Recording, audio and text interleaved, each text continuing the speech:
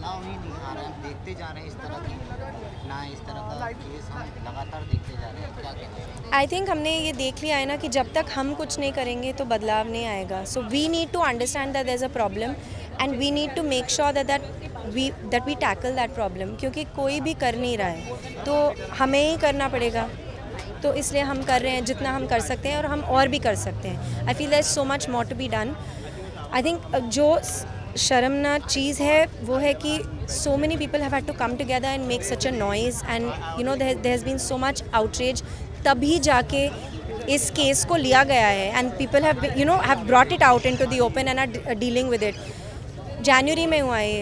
अभी आप बताइए कितने महीने गुजर गए हैं.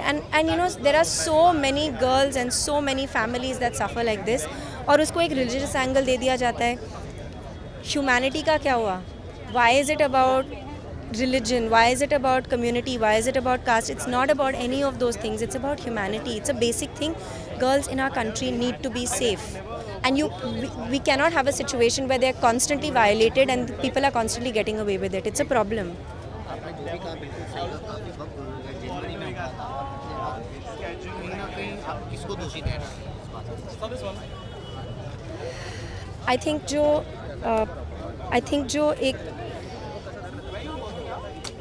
लोगों का दिमाग है इस कंट्री में, पता नहीं हम सबको क्या हो गया है, एकदम फिर गया है.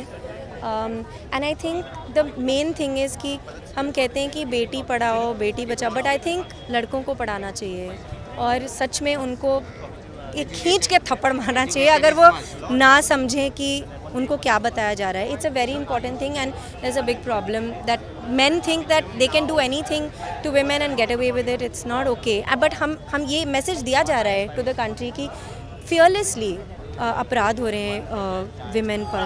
तो it's up to us to stop it now.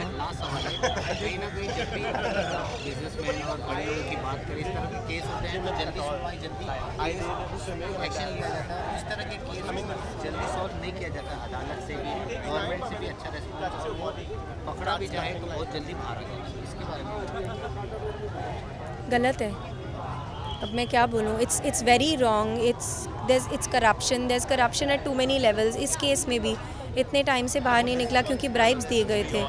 तो I mean we are becoming a very corrupt country and we shouldn't be like that. We're a far better country than we are giving ourselves credit for. I mean we should be. हम हमारी country में जो अच्छा है and that is that we are so diverse and we are a syncretic culture and we should celebrate that and we should work towards making empowering our country and especially the women of this country.